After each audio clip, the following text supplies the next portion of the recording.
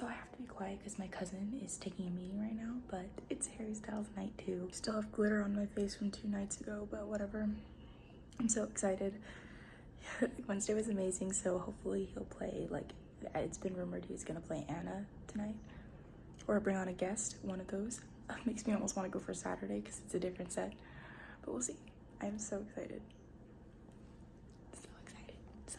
Naturally, for a Harry themed breakfast, we have a bowl of fruit. Our treat people with kindness water bottle. The usual. The plan for today is to go to the Beachwood Cafe, the Harry Styles signs, and then to Inglewood for the forum. So it's gonna be like a full Harry Styles day. Me and my friend have been talking this since like early pandemic, like, oh gosh, we have to go to all these places once everything opens up. And we never did, so it's finally time, and then we go to the Harry concert. So exciting. Editing me here, yes, I'm wearing the merch again. I wash it, alright? I kind of wanted to explain everything, but my friend and I have been directioners since we were like, she's 4 years younger than me, so she was in middle school, I was in high school, and we would go to One Direction movies and like get each other One Direction themed gifts when we were younger. And we've known each other for before that too. So it feels very full circle. I've already seen One Direction and Five Sauce. I've seen Harry already like 2 times now before we went with her, but it was her first time seeing Harry live, and it was just like a very full circle moment for both of us. And it's been like 10 to 11-ish years like as a combination. It's not just like the Harry Styles 2 years in COVID. Since COVID started, there have been landmarks for Harry. So for example, Beachwood Cafe, which he mentions in his song Falling, and then also those signs which were at his pop-up shop, but they never took them down in Hollywood. So a lot of people visit those. And we've been talking about this day, so finally excited to have it all come together. And yeah, it's just been a long time coming. It's kind of funny because there's that movie, the One Direction fan cut, was in theaters, and there was like this memory of us literally going up to the front of the theater with a bunch of the other fangirls and like jumping around, and it was so weird.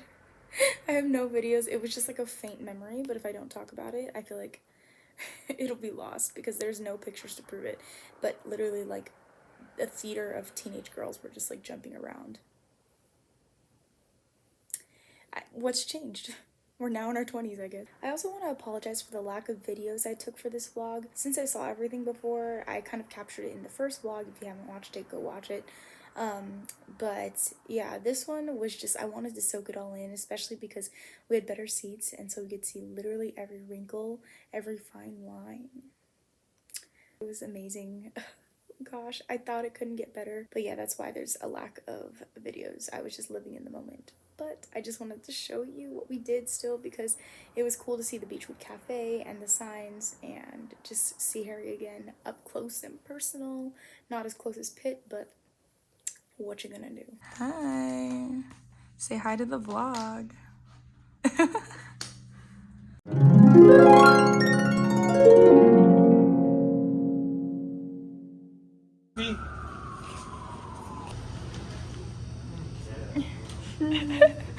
Oh, and then you can. That's so cool. Yes, you better work. Alright, that'll do it. Nice. Thank you.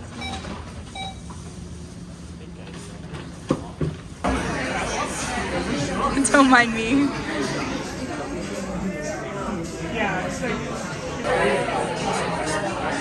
Quick pause. I just wanted to talk about the Beachwood Cafe because it was amazing. The food was delicious. The coffee was amazing. Harry knew what he was talking about. It's funny because half the people in there were definitely Harry Styles fans. The other half seemed like regulars. But everyone was super nice and it was amazing. 10 out of 10. 11 out of 10.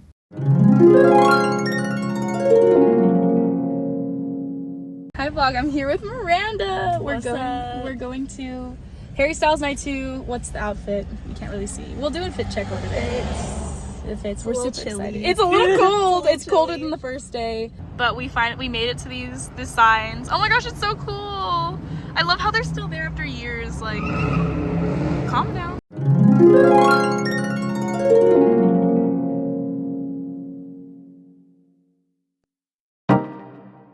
I live for you, I long for you. On this episode, I can't believe my phone captured these. This literally should be sponsored by the iPhone 13.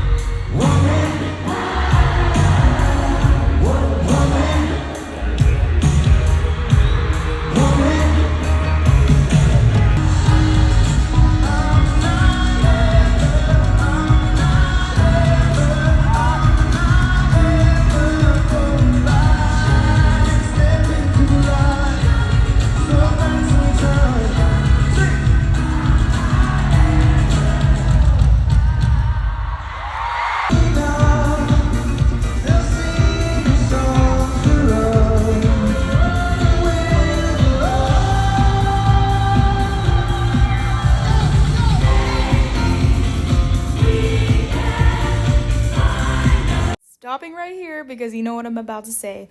Lizzo, BTS, aka My Line, V, Jimin, JK, and Hobie were standing right there with SZA, and they were just having a blast. We saw Harry throw Lizzo a sunflower. It was so cute. Loved it. And it's crazy because we didn't really know they were there until the very end, and it's just because Harry was so encapsulating just to watch in general. So yeah, but this is where they were.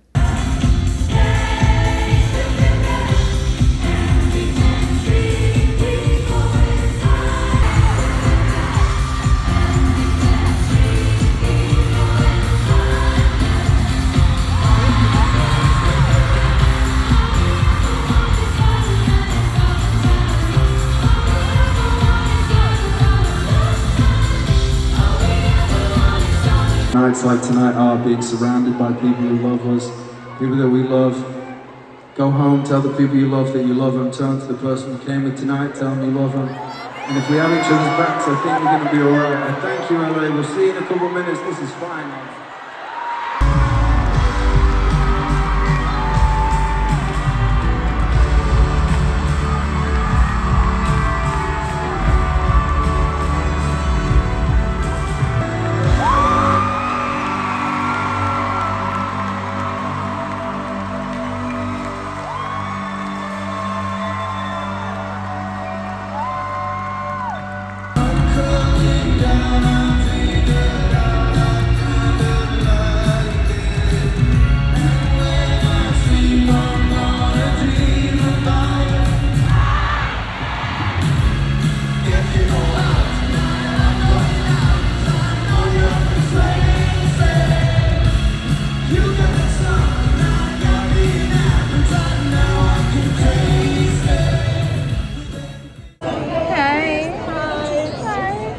I am deceased. Screaming, crying, and throwing up. Crying, throwing up. BTS was here. They're one of us. They're one of us. I would have cried. I'm seeing them next week. The lighting in my room is back. Y'all, my voice is kind of out for rightful reasons. Let me recap the week. So we started off with those John Mulaney tickets that we weren't even supposed to go. It was the greatest time. I loved it. Second, we went to the Harry Styles concert. We had super nosebleed seat. Wednesday was already a great night. He wore a vest, a royal green vest. I thought it was a pizza on the back for a second, but a carpet royal green vest. His butterfly tattoo was freed. The butterfly, the swallows, the ferns were freed that whole night. He didn't sing To Be So Lonely that night, but when he came out, and he sang Medicine. So I'm gonna quick pause in conversation on this because I may think that some of you don't know what To Be So Lonely or Medicine even was, and I talked about Medicine so much. It is an unreleased song from his first tour, and he hasn't played it all tour except for one night, and so we were so blessed to have it. And we had it for all 3 nights. No one was expecting it because we've been chanting it the whole night, kind of. Heard other concerts chant it and they never got it. So I was like, you know what, he's not gonna do it. I think the cries that first night were a lot crazier because we weren't expecting it at all. We were just like, oh, it's just another show. But he delivered in his green vest. Moving on to Friday. It's just crazy in full circle because the whole pandemic, we would see TikToks of people going to the Beachwood Cafe, to the Hollywood signs that still has, from his pop-up shop that still has the Treat People with Kindness and Do You Know Who You Are? And those are still up in Hollywood, and it's just like Harry's just everywhere. It's amazing. When we went to Beachwood Cafe, I kid you not, I could tell that every single person, like half the people in that place were regulars and half the people in that place were Harry Styles fans. Number one, I could tell too because the way we were dressed for the concert, you literally saw the totes, you saw crocheted things, you saw like 70s sparkly, like everything, and everyone kind of knew. They were like, oh, Harry Styles. It was delicious. The menu was huge, and I was thinking, oh, it's just a cafe, whatever. But no, it was like a homey cafe. It was delicious. I loved it. The coffee was really good. I will literally, if I'm in the Hollywood area, that is where I will go back. Had a few to drink. We were just vibing, whatever. Jenny Lewis came on. Very Harry Styles vibe. She sang a song called Puppy in a Truck. Lights dimmed. We watched the whole thing again. And we were so close to this sparkly man without being in the pit, because the pit, like, yeah, we love pit, but I feel like we were in the perfect section where we could see everything. Because I feel like people in the pit, if you weren't on a certain side, you wouldn't see him for certain songs. But I feel like we really got to see everything, but especially because we were on the same side as Lizzo and BTS, specifically with Taehyung or V, JK, Jimin, and J-Hope, Hobie, and this is my bias line.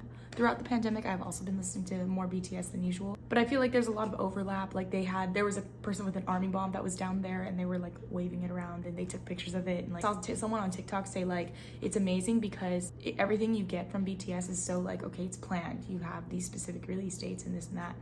But with this, it was just like they were vibing and drinking to Falling. Like, I know JK just released the Falling cover, but it just was. And what was crazy is they posted a video of this on Twitter, and then look what happened. I realized we got literally the same video.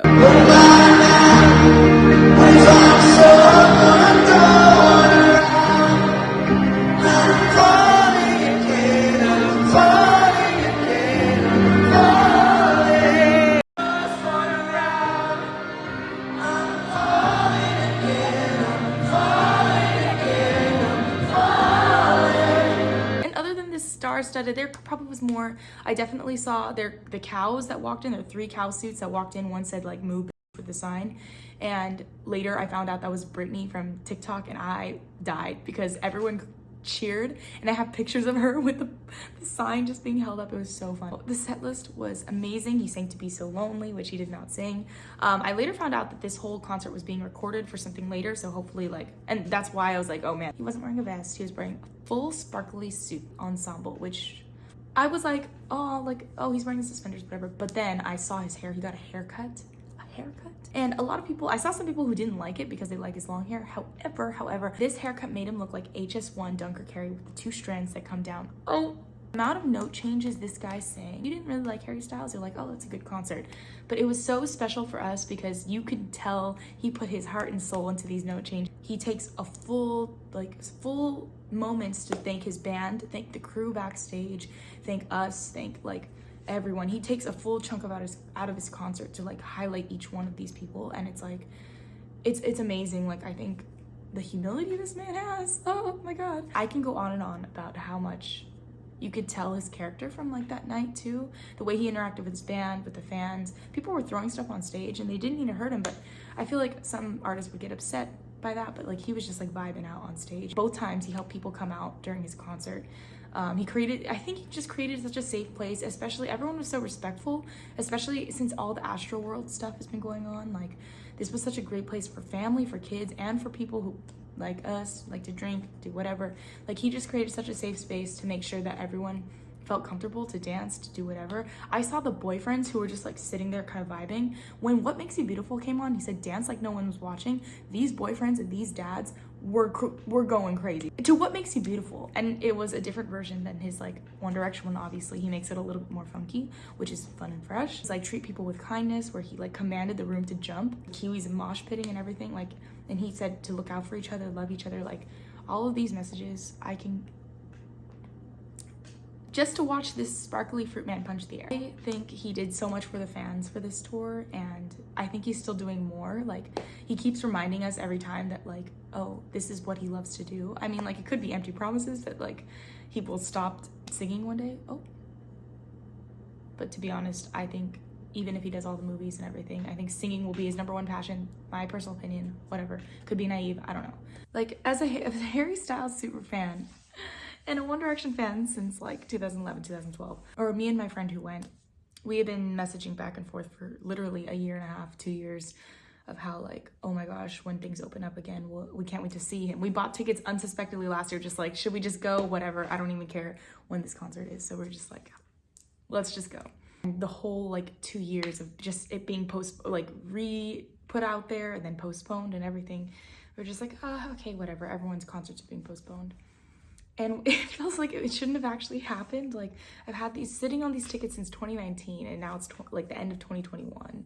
Is insane to me. It was very emotional, to say the least, like, just to see everything, how it panned out. And he did mention the pandemic a couple times in different ways, but he was just saying like, there was a time where we couldn't do this and like couldn't be together. And you could tell he's been working. Like, he took the pandemic and worked throughout the pandemic to practice for this concert, because he was running around that stage like every night screaming and singing, like screaming to the top of his lungs and running and dancing like for 2 hours, 2 straight hours. I don't know how he has the energy to do that. And then on top of that, to practice his vocals, because they sounded so solid the whole time. Like, he was not out of breath. The breath control is insane. Insane. Now it's time to shift gears, like turn this post-concert depression into excitement because I'm gonna see BTS next week. All right.